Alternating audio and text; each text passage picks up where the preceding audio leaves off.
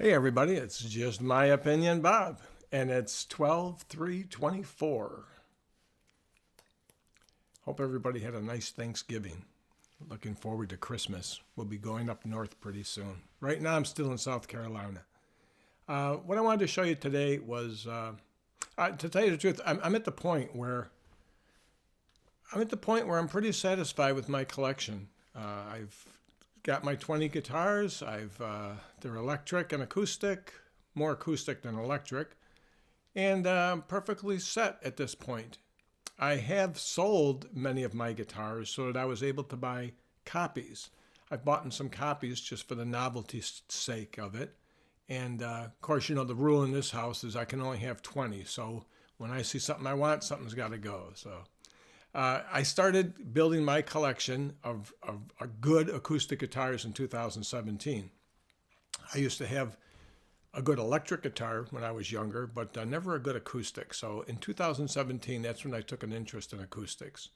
And I had, laminated guitars and solid top guitars.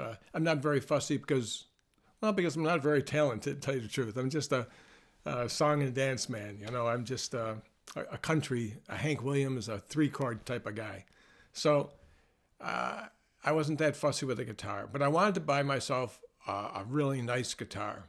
And I hunted around. I did a lot of research for what would fit in my price range, and then what I wanted out of a guitar. And what I settled on after extensive research and trying a lot of different guitars and going to the stores and playing everything, I settled on an Epiphone Masterbilt. This is a dreadnought. This is a DR500. And this particular one is a 2016. And it's an acoustic electric. It has the eSonic 2 system, which, whoops, watch out for that guitar over there. It has the stereo output. You can have, it has the magnet flux pickup here, which is like a magnetic electric guitar pickup.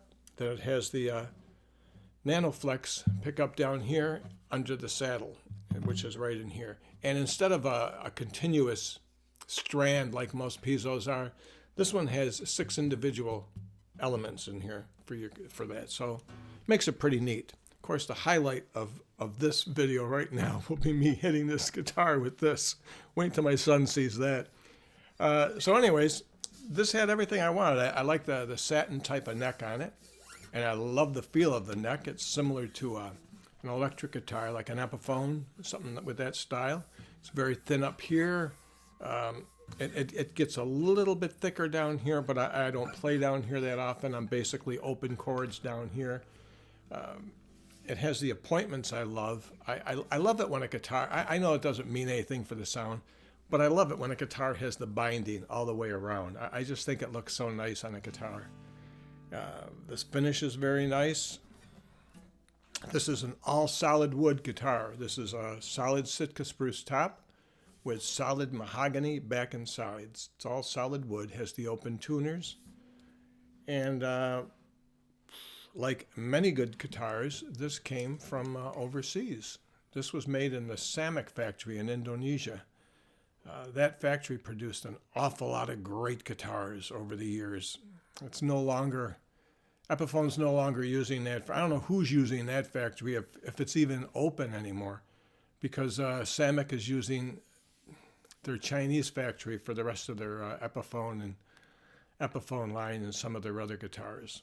And there's some good guitars coming out of there, don't get me wrong, but they're just not what I liked from the Samek factory in Indonesia. And so that's that. This was my very first great guitar I bought. I bought a lot of guitars, but this was my first great guitar that I bought.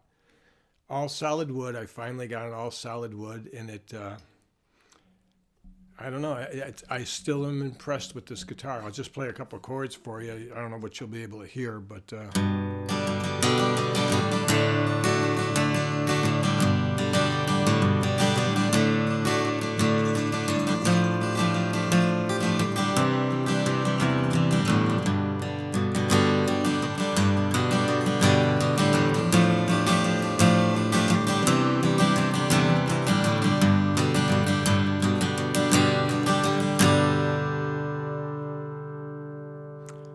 sustain, like most all solid wood guitars, goes on forever.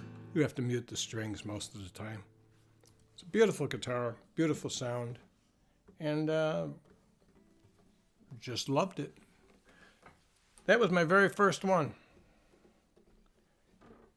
The last good guitar I bought, I really didn't do any research on it because I bought it from a review that J.P. Cormier did.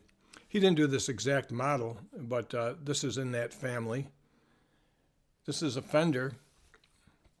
It's a PM-1 Deluxe, and the Deluxe means it has rosewood back and sides. This is all solid.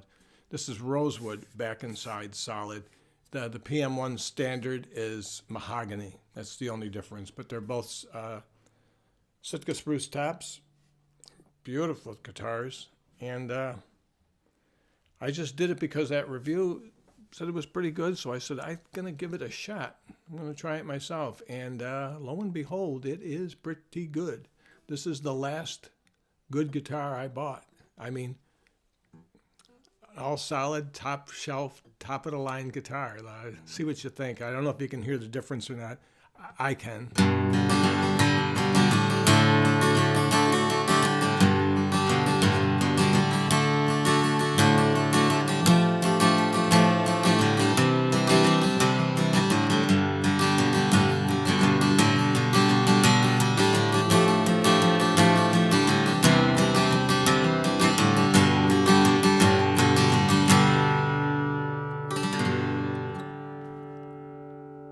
And again, the sustain just on and on and on until you mute it.